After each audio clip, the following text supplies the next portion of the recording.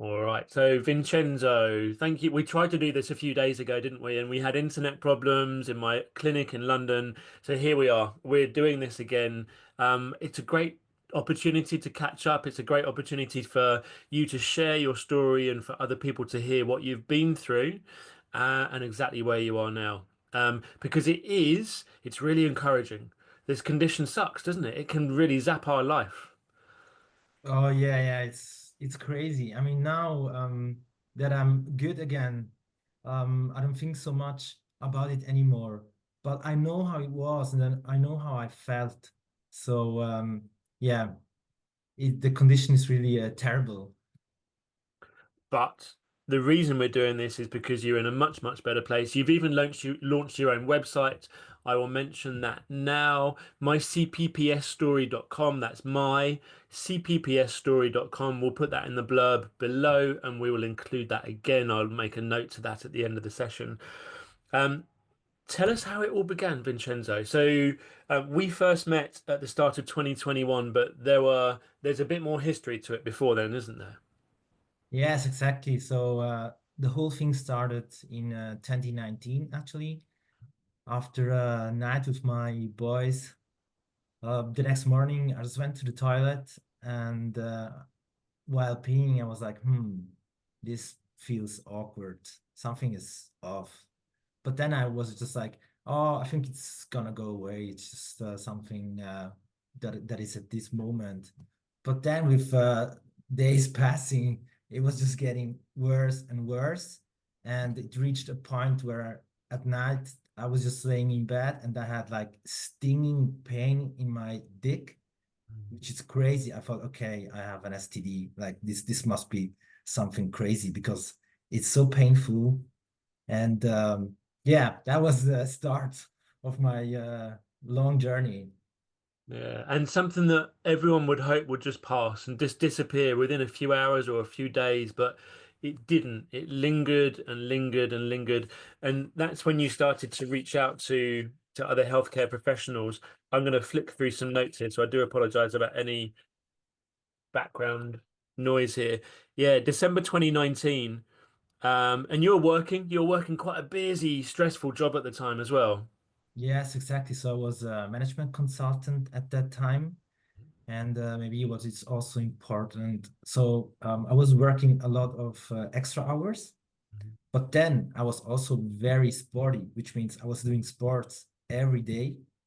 And the weekends, I would go crazy, like smoking and drinking. But then with hangover, I would go to sports the weekend. So I was really doing everything. I was like all out. I remember when we first met. I think I even remember our very first session um, in your very nice apartment. And I said to you, "Where do you get spare time? Like, where are we going to do nice things for your body?" And I said, "What are the hours you're working next week?" And I think you were working 7-day weeks. Was that right? Well, I was also working the weekends sometimes for sure. Maybe not all the weekends, but yeah. It was not always, but it was the case. Yeah. Just there was a lot going on. And in February 2020, you saw your first urologist. You got given a couple of weeks of doxycycline. They tested your sperm, your urine. They smeared the urethra, which is always a nice experience, isn't it? Oh Um, yeah. he checked the rectum, the kidneys, and the prostate, as well as how the bladder was voiding. Everything comes back negative, and then you get diagnosed with CPPS. Yes, exactly. I mean, this is so the symptoms they started in December 2019, and then in February 2020, I already had diagnosed that it was CPPS, which is actually a good thing. If Mm. you already know after 3 months, it's a good thing. But at this moment, I was like, all right, I have this condition. Now I'm gonna go home and I'm gonna read through the internet and gonna find a solution, and I will get rid of it very fast because I'm very disciplined and I have everything I need, and I was very motivated. But then I found out for myself, in my case, the journey was not that fast. It was not like, oh, I'm gonna be pain-free in March. So I Mm. had to realize that. And as you know, I at this time I didn't know about you, and so I was doing all sorts of other stuff to get rid of the condition. I don't know, maybe we're gonna speak about it because it's a lot. I was doing a lot of things.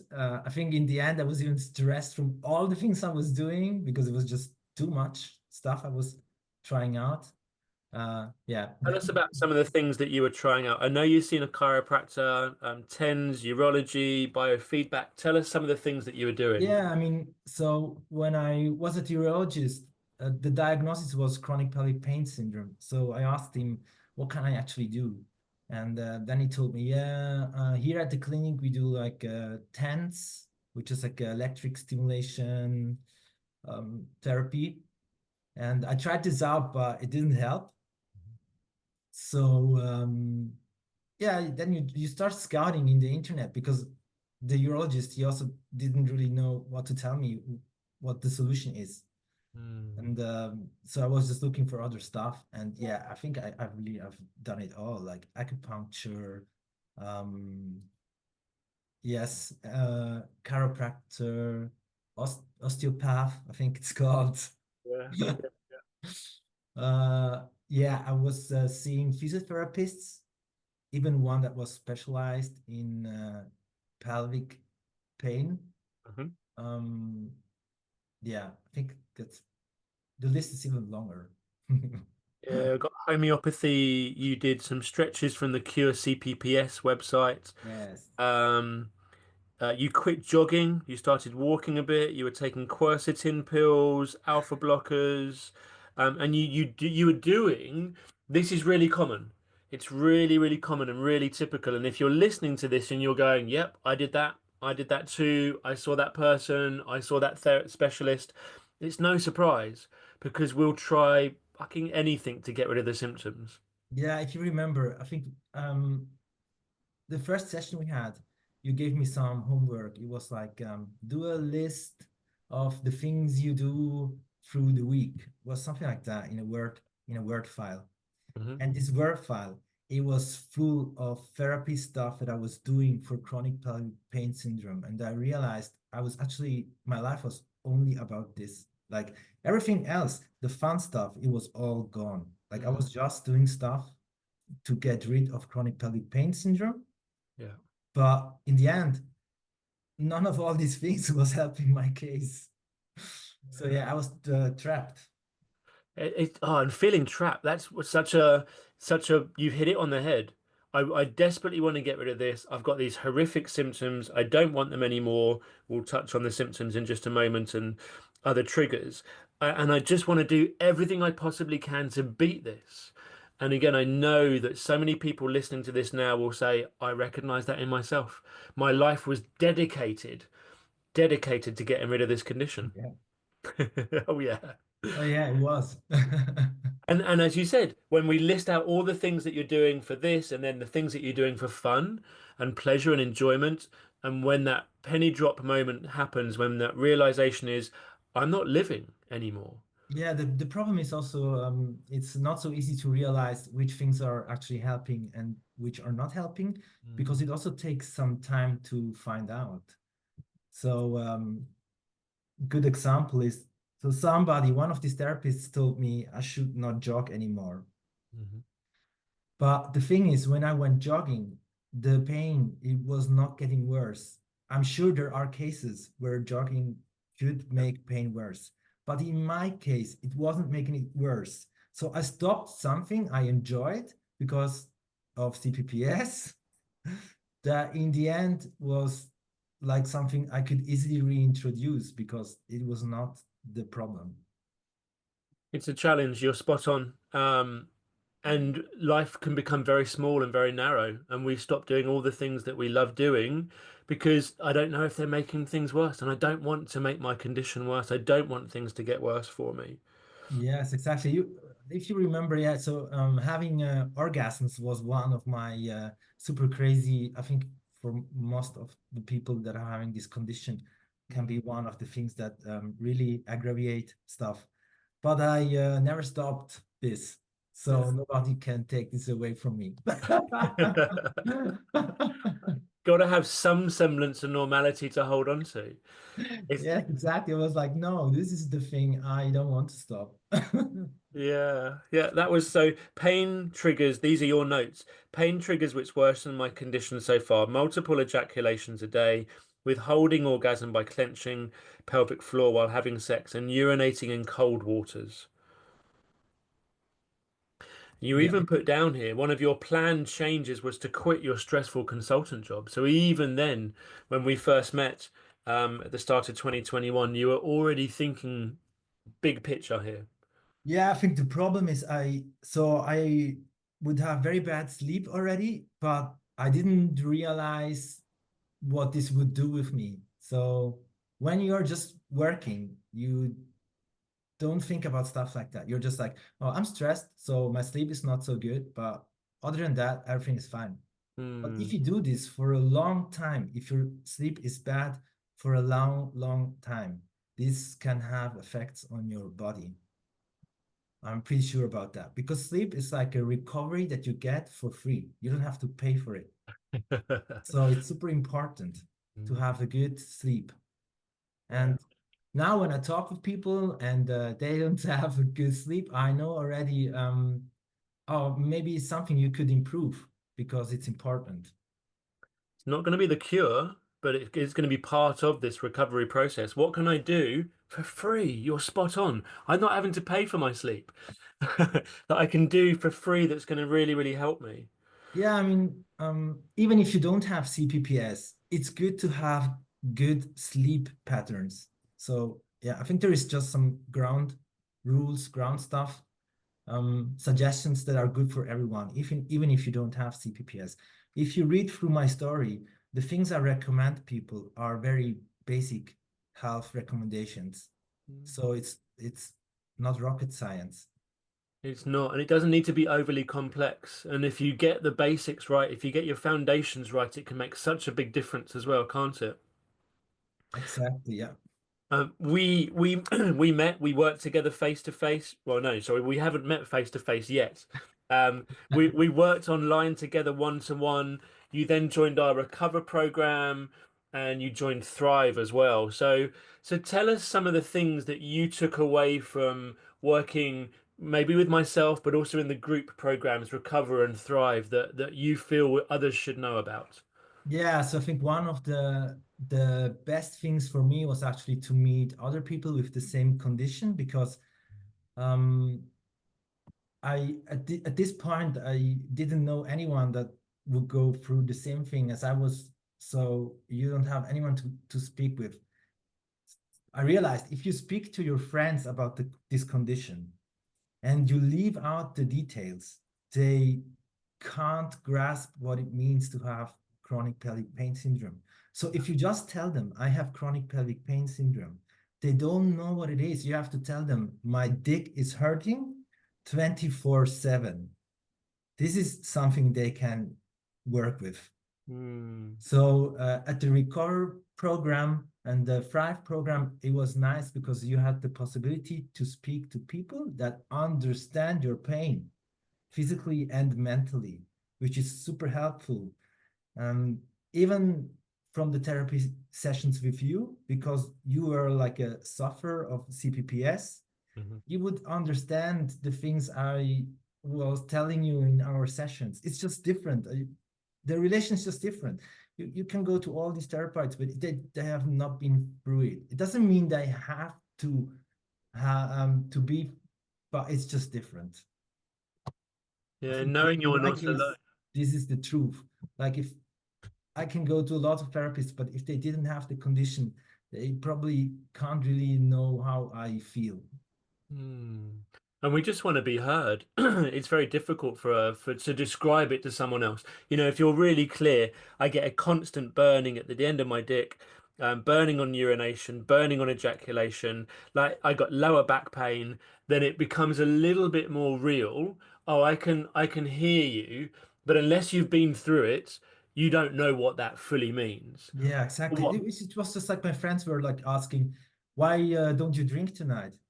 Yeah, because I have chronic pelvic pain. That's why I don't drink. But this is not enough. They have to, you have to tell them, like, yo, my dick hurts 24/7. And if I drink tomorrow, I'm gonna have a flare up, which means the symptoms are way worse. And this is why I'm not drinking tonight. Yeah, yeah. Spot on, spot on.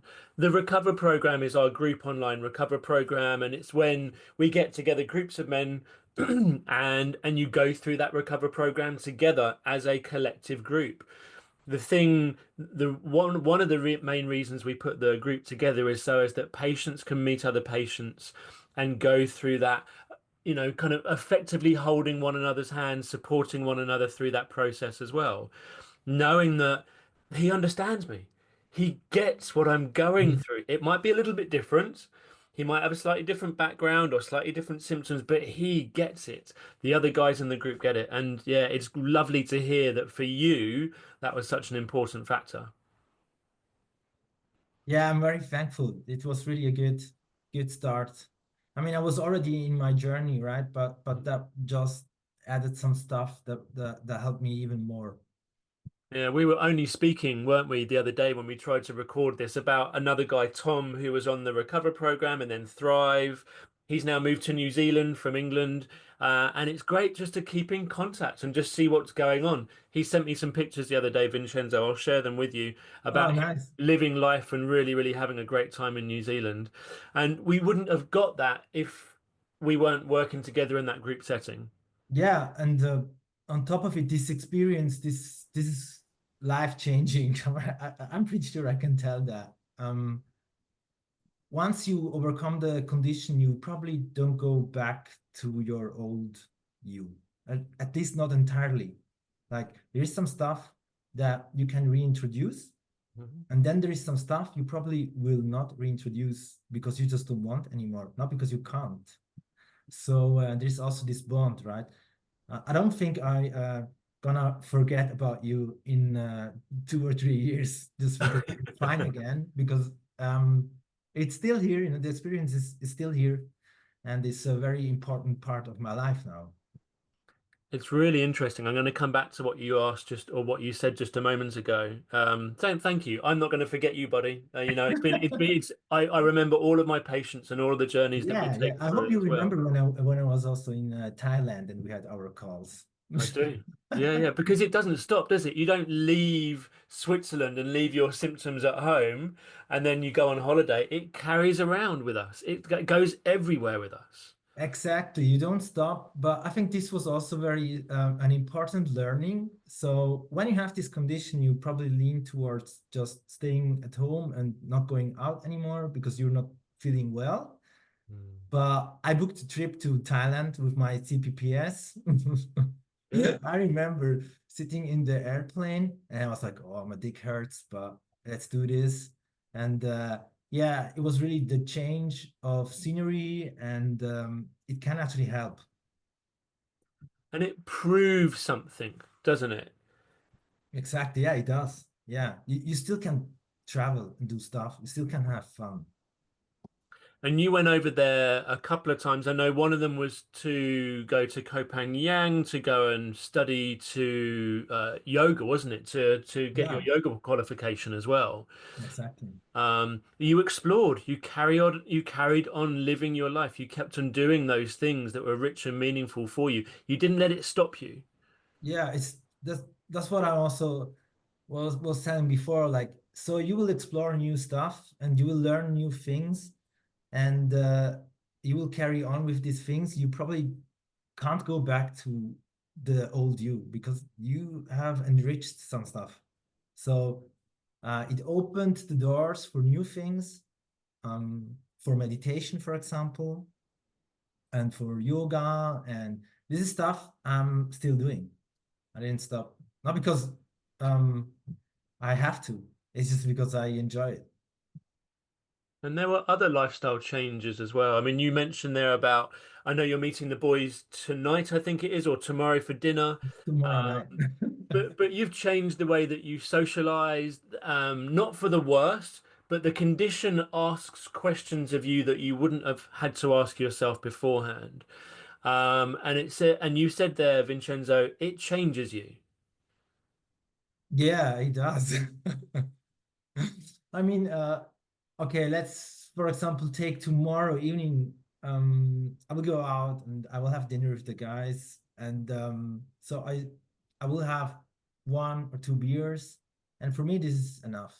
I will not have 4 or 5, not because I can't. I will be fine in terms of CPPS tomorrow morning, but I will have a hangover. And I don't want hangovers anymore.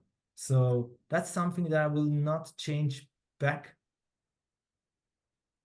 I remember in test when you got to a really good spot in your symptoms and they were much, much lower for just longer and longer periods of time, we tested your symptoms over and over again, whether it was caffeine or sexual activity or drinking or combinations of those as well.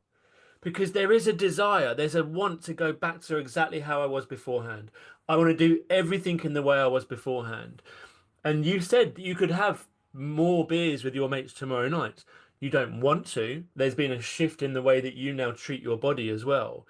But I remember getting to a point and you said something like, I can have 3 beers and a cocktail and it's okay. But if I have 3 beers and 2 cocktails, that's when my fucking dick hurts again. And it's just, oh, I want to get back there.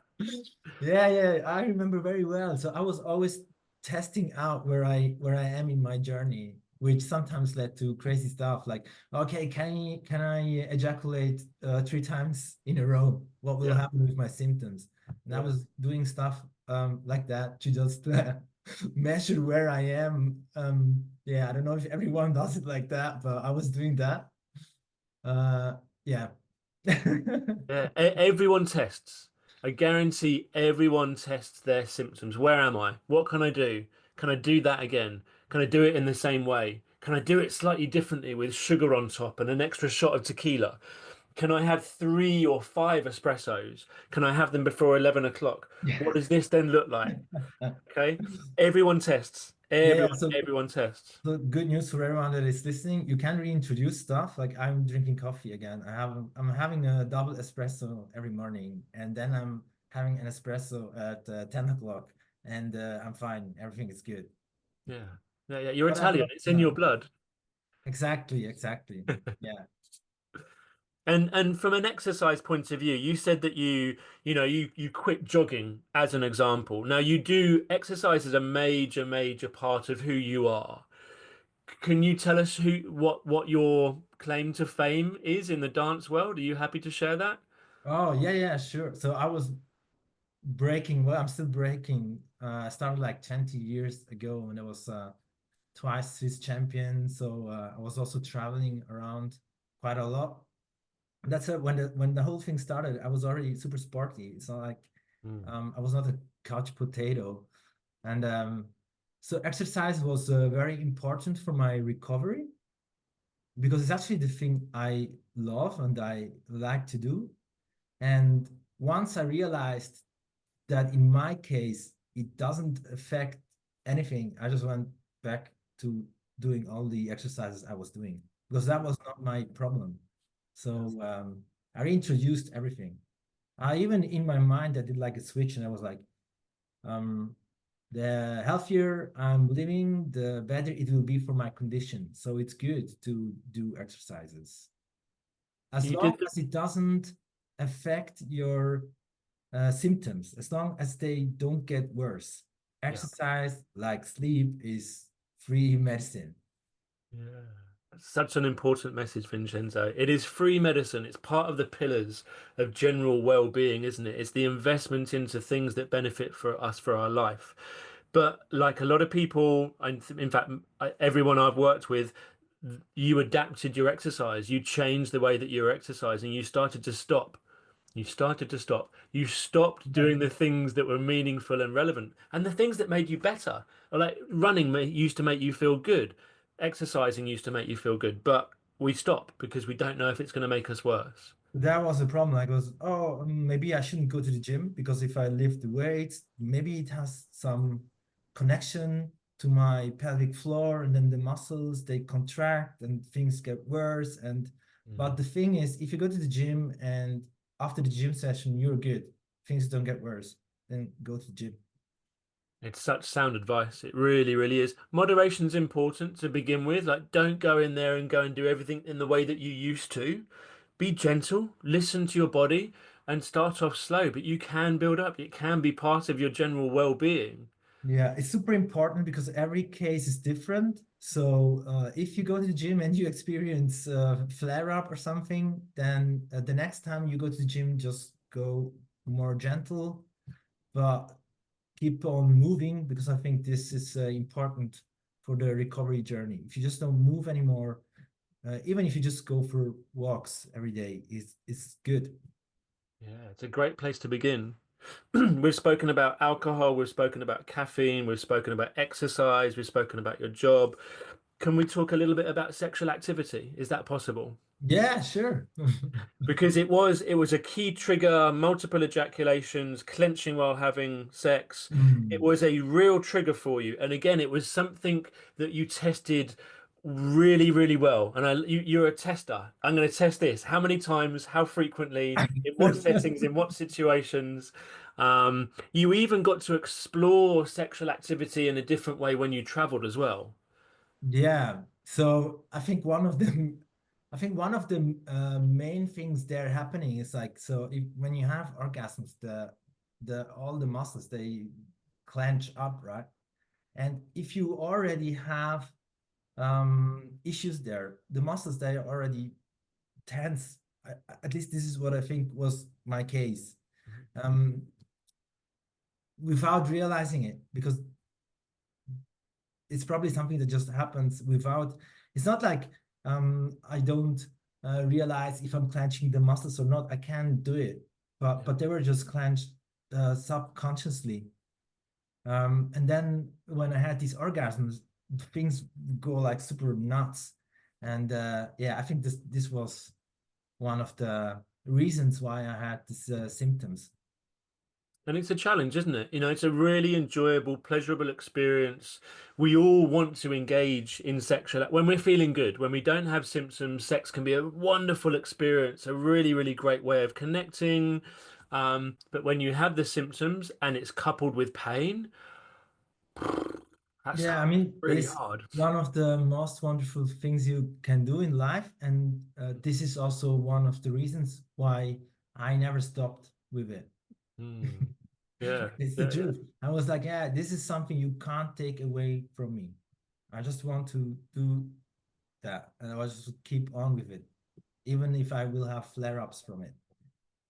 And what about now? So we've said you can exercise now, you can drink coffee now, you can socialize and do all the things you want. Is sexual activity flaring up your symptoms? No, not at all. Now I'm back to normal with everything I'm doing. So for everyone listening to me right now, you can get back to normal 100%. Yeah, you will be able to do everything like before.